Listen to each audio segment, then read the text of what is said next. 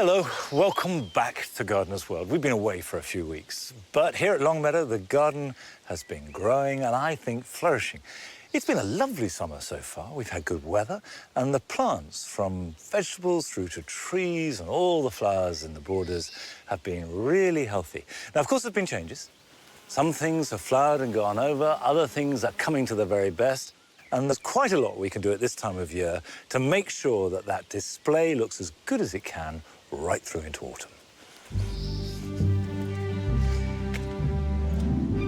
Now, tonight's programme is full of my favourite things.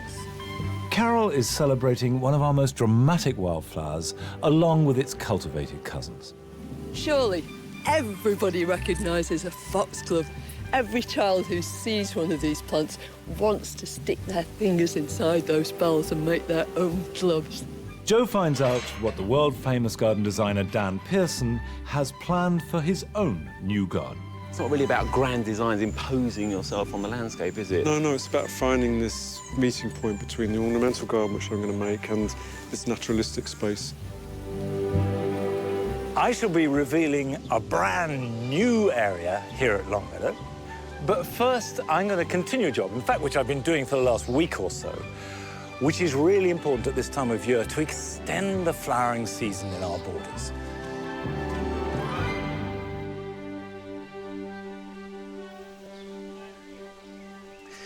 Now, the border at this time of year is full of plants that have actually done their stuff.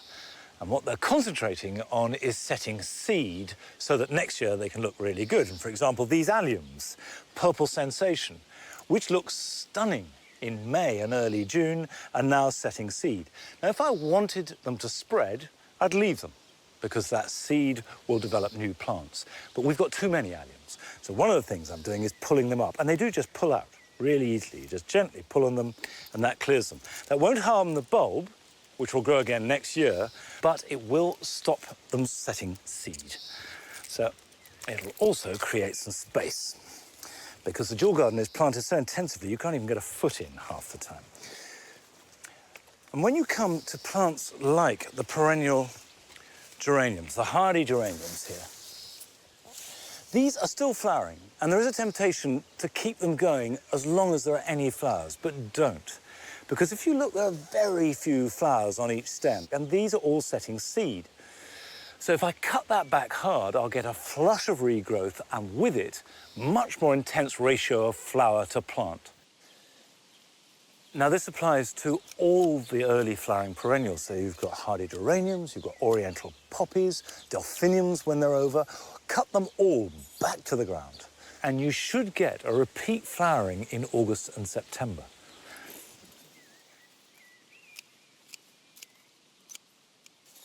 The other thing is how much space is created. So it's not just about making existing plants grow back strongly, but also creating room to put in new plants. And at this time of year, the plants I want to put in are the tender ones.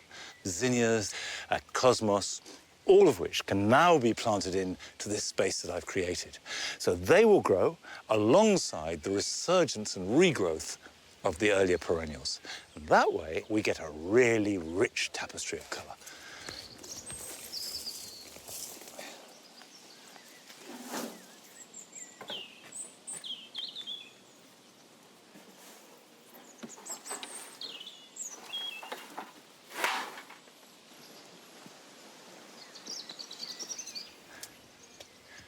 No other plant has given me more pleasure over the last week or so than this foxglove.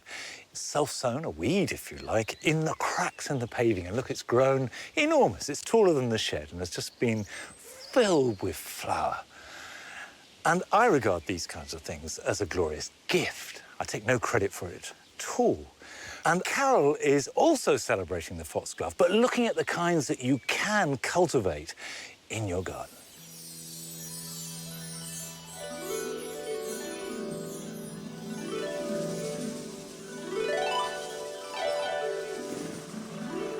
Surely everybody recognises a foxglove when they see one. These tall stems loaded with bells just announce its presence to all of us, and more importantly, to pollinating insects. And once those insects arrive, they're guided in by these wonderful dots and spots within. Its common name, foxglove, denotes its connections with mankind. Every child who sees one of these plants wants to stick their fingers inside those bells and make their own gloves. Its Latin name, Digitalis purpurea, tells you a lot about the plant too. Digit, like finger, and purpurea, this brilliant, magnificent colour. It's typical of a woodland plant in that the bells are all concentrated on one side, so it's searching for the light. And the structure is so beautifully and perfectly evolved. No one flower obscures the entrance to any of the other bells down here. Now, lots of us grow Digitalis purpurea in our own gardens, but they're just the start of the story. In the middle of the Wiltshire countryside, there's a nursery that I've always wanted to explore. I've met its owner many times at flower shows up and down the country, but this is the first time I've visited here. This place holds one of the national collections of foxgloves, and I can't wait to take a closer look. I don't think I've ever been to a nursery like this. You just feel as though you're in the middle of the countryside. Yeah, well, we are. This is the most southerly outpost of the Cotswolds. And the wildlife has moved in. We've got a whole population of hedgehogs and rabbits and all sorts of things. And we live and let live, pretty much. I always had you down as a shrub man. Yeah. Initially. Yeah, woody plants. And that's really why the foxglove sort of came into it, because what grows better with shrubs than foxgloves? Yeah. I think this is typical of the sort of things that are all around your nursery, this lovely big mound of euphorbia. Which one is it? This is Stygiana, and it's got this marvellous honey scent. I wish everybody could smell it. Isn't it It's fantastic? so gorgeous. And punctuated by, is this Mertenensis? That's Mertenensis. Yeah. I mean, this is just one of how many foxgloves that you grow. Well, here we've got about 35 different named sorts. And is there any call for straightforward Digitalis purpurea? Oh, it's an absolute essential. Yeah. And it's got all the refined elegance of the wild plant.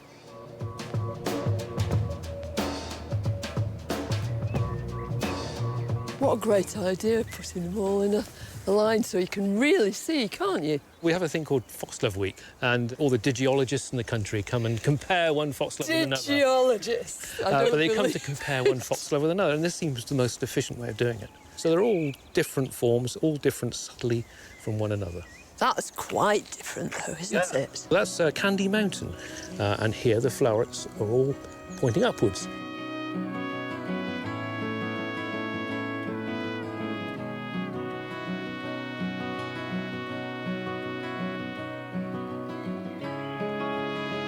Essentially, they're edge of woodland or hedgerow plants, aren't they? They are indeed, yeah. They like that sort of humusy layer that you tend to get.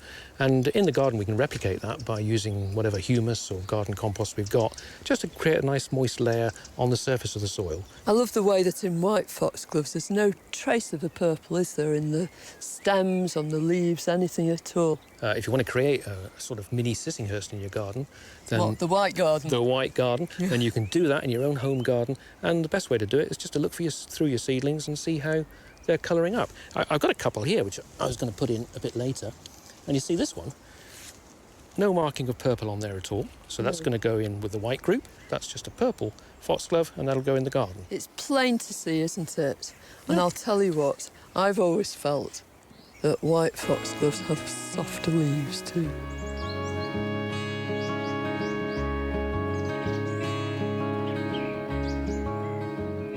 Digitalis purpurea are mainly biennial, and they're essentially plants of northern Europe. But there are so many perennial foxgloves that can really grace our gardens and do things that Digitalis purpurea just can't do. Things like Digitalis lutea. Look at that with these tiny, dainty bells. Or this one. This is Wildflower. Most of these perennial foxgloves are evergreen. Where they come from, they grow on the edge of woodland, but when you bring them into a British garden, you can put them out in full sun.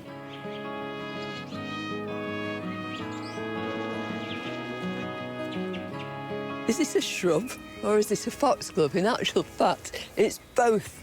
This is Digitalis canariensis from high up in the mountains on the Canary Islands, where it's developed not only evergreen leaves, which withstand Atlantic gales, but also this shrubby growth. It's got no reason to die back down to the ground in the winter.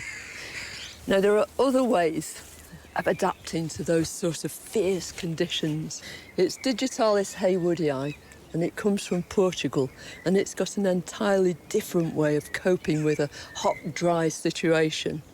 In this case, its leaves are covered in this fine fur, and it stops the leaves losing moisture. So, whether you want to create somewhere that reminds you of your Mediterranean holidays, or you want to recreate a woodland glade, there's a foxglove for you.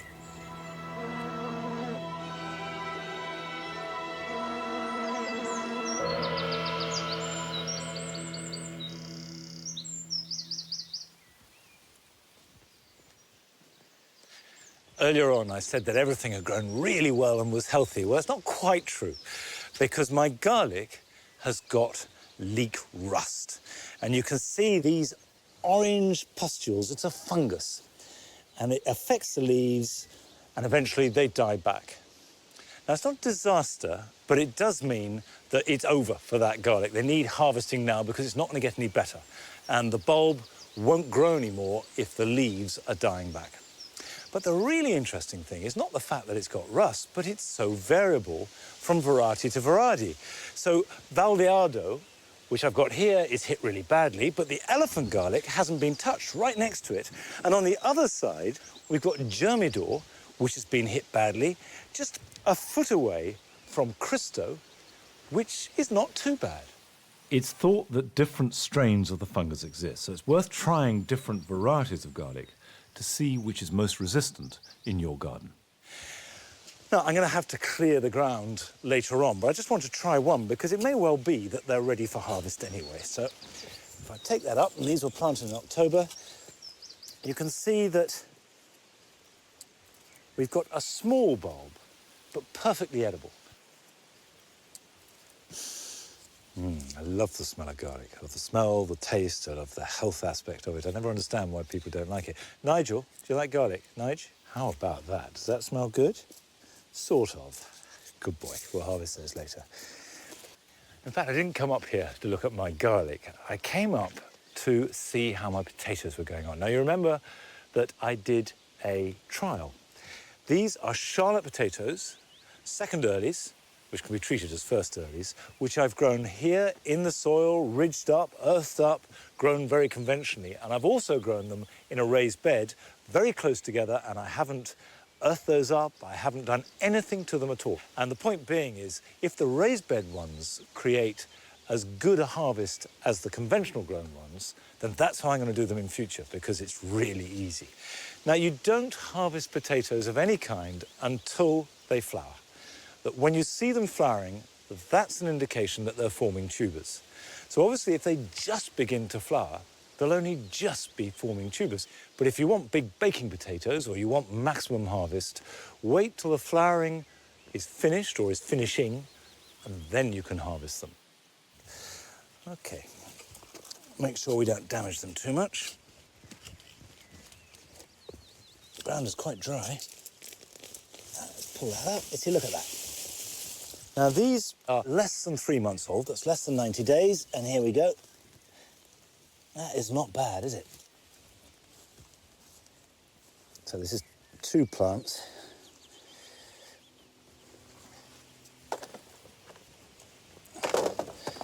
Now, I would stress that if I left these for another week or so, each individual tuber would be bigger. But that's a good starter. So let's see how they got on in the raised bed.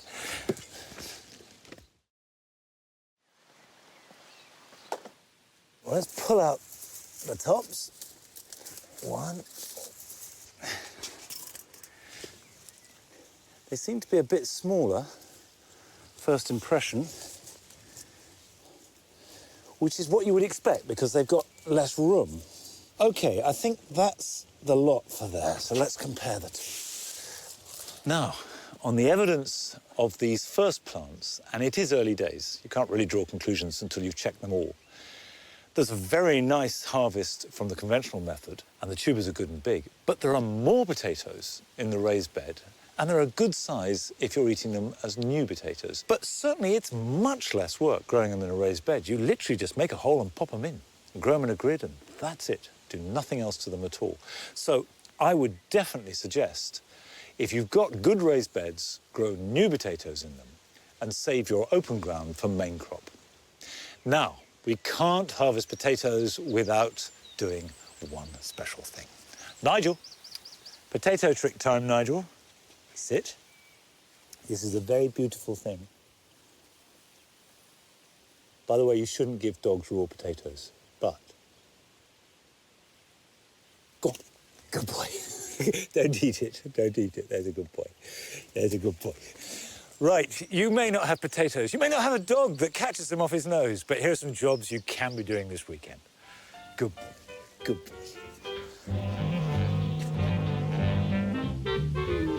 If you grow cordon tomatoes, you'll notice that side shoots form between the stem and the leaf. These grow at 45 degrees very vigorously. And if you leave them, you'll get a tangled mess and not many extra tomatoes. Pinch them out when they're young. If you do the job in the morning, you can use your fingers and snap them off because they're turgid and full of liquid. If you try and snap them later in the day, often they'll tear the stem. So a good idea to use secateurs or a knife. If you have a greenhouse or conservatory, you'll do much more harm by letting it get too hot and dry than by keeping it well ventilated and moist.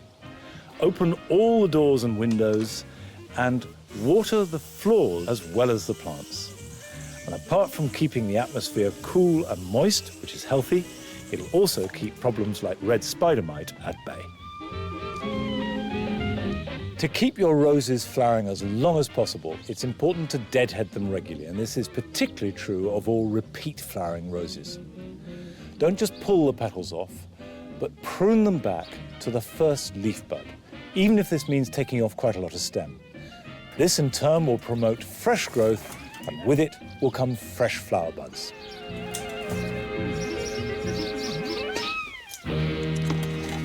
By deadheading this particular rose regularly, it goes on flowering right into autumn.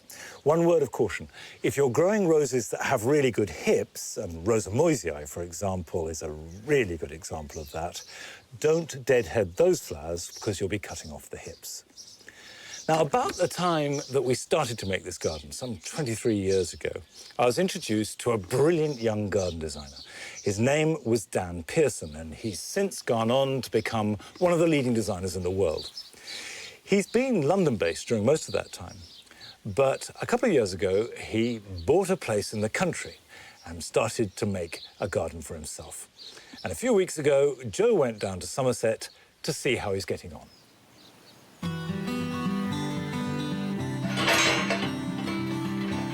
It took 10 years to find, but finally Dan Pearson has a landscape of his own to transform. And it's a real challenge, 20 acres of rolling countryside. As a designer, Dan's created all kinds of gardens, from an urban oasis for cancer sufferers to his work at the Millennium Forest in Japan, a space that aims to delight and surprise for 1,000 years.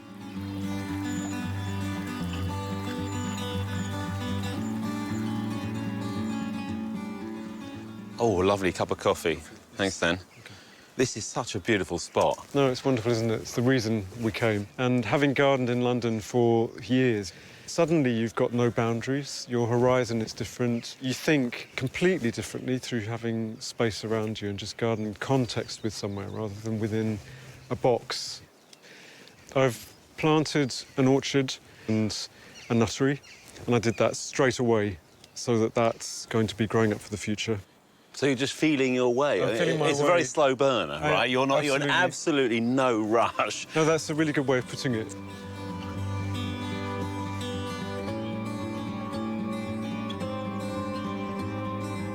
At the front of his house are some of his favourite plants. This is lovely as well. This is Yes. lovely. This is sort of starting to get together a palette of things which might look nice together. There's the bronze fennel. Yeah. There's this really beautiful Anothera sulphurea, and I just thought it would be a beautiful thing to start naturalising here in the drier places. This is a wild barley, which I brought back from Greece as seed, and I think it's a perennial one. And I want there to be plants that grow in the plantings here that make it look like it could be a garden that was here many, many centuries ago. So almost if it's self-seeded from the fields? From the fields into here. I've always gardened on the sort of naturalistic side, and I'm wanting to sort of push it a bit further this time. At the side of his house, he's developing a trial garden to see what plants will thrive here. Oh, wow. This looks like fun. It is an enormous amount of fun. So this is your Noah's Ark of plants, really? Absolutely. This Well, I've got- poppy... Isn't it beautiful? It is beautiful. This is an opium poppy that I found when I was 19 down in Hampshire. I was just on a cycle ride, and I sent a little letter to the person in the house saying, please, can I have some seed? And they wrote back saying, please, come back and help yourself. The scale of Dan's ambition is truly impressive. He's got so much space to play with. I've started using some of the garden plants which I'm growing here, which are man enough to deal with it, amongst the natural vegetation here, so I get that kind of slightly heightened, naturalistic look. Are you trying to create surprises here that you wouldn't expect to see in the natural landscape to a degree? Absolutely. I don't want to be able to see that there's anything ornamental going on here from a distance, but I want to discover it when I get down here. You'll suddenly see that it's Iris gel derby with, you know, the dark stems and that amazing blue flower, or there'll be a giant meadow sweet from Japan, which is, you know, 3 times the size in terms of its leaves. But they've got to be able to battle it out in there. They have. It's survival of the fittest, isn't it? It is, totally. And this is part of the big experiment.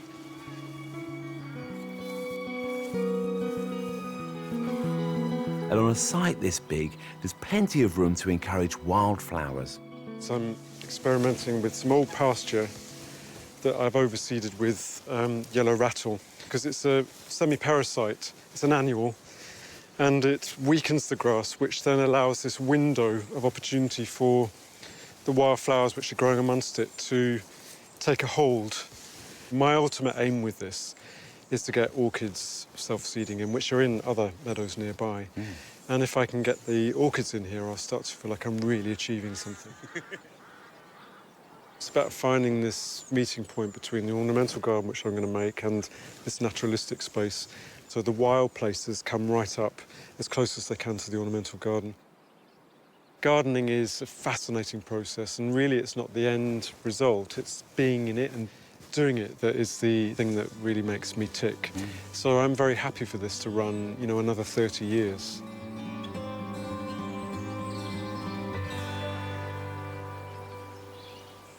I really like the way that Dan is allowing the garden to evolve, and he doesn't know where it's going to go, he doesn't know how long it's going to take, but enjoying the process. That's what we've done here at Longmeadow over the last 23-odd years. But no change has been bigger than here at the mound. Now, over the years, this is just a pile of soil that's built up from paths and ponds and building work, and with quite a lot of rubble underneath too. And for the last few months, behind the scenes, we've been transforming this into a new garden in its own right. So it's got a fire pit where we can have our bonfires, but also sit round a fire on a winter's night. Fabulous view over the countryside. What will be a meadow on top, borders down below on a lower terrace, and then steep banks which we'll plant up. And all the plants here, whether they be hedges, shrubs, wildflowers, herbaceous perennials, will be native. And this is the perfect site because you've got the fabulous view out into the countryside, and it means that you have plants that blend and drift out into the landscape. And the final thing that I love about native plants is they are the best way of attracting insects into your garden. And the more insects you have in the garden, the healthier it will be. The real planting, the flower planting, begins here on what will be a wildflower meadow. When you're preparing any area of meadow, you still need to dig it over as though you were preparing a border. So this has been dug, it's been raked once, and I'm just raking it again to get the worst of the stones.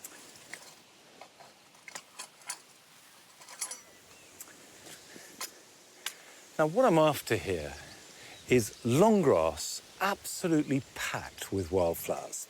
And you can buy all that. If you tell the supplier, and with the days of the internet, it's dead easy, whether it's chalky soil, whether it's heavy clay, sunny, shady, whatever, they will supply you with a mix that fits that set of circumstances. Now, it's really important to follow the instructions, and particularly not to sow the seed too thickly. This is recommended to be sown at about 4 grams per square metre. We've got roughly 20 square metres there. So that's about 80 grams. Now, 80 grams looks something like that. And a tip to make it easier is then to add about 9 times as much sand. Like that. And then mix it up thoroughly. I'll be able to see where I've sown. And if the sand is spread evenly, then so is the seed. It will seem scary if you haven't done this before. You won't believe that it will make a really decent display of flowers and grass, but believe you me, it will.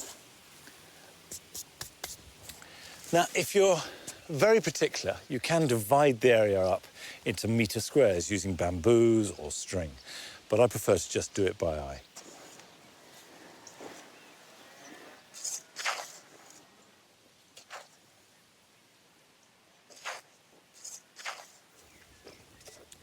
Now, this seed does not want to be buried. It wants to lie pretty much on the surface of the soil. So just rake it lightly to make sure that it's spread evenly.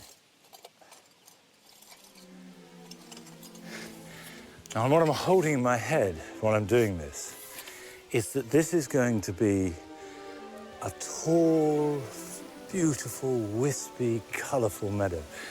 A flowering meadow is about as lovely as any border could ever aspire to be. And that's what you're making from this unlikely beginning. This time next year, I think this will just be looking stunning. Now, the next stage, and the final one, is to firm the seed into the soil.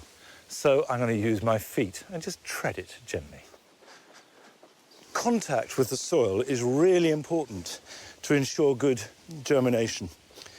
So this is not about levelling the soil at all. It's all about pushing the seed tight up against the ground. And if you've got a roller, of course, that would do the job perfectly well.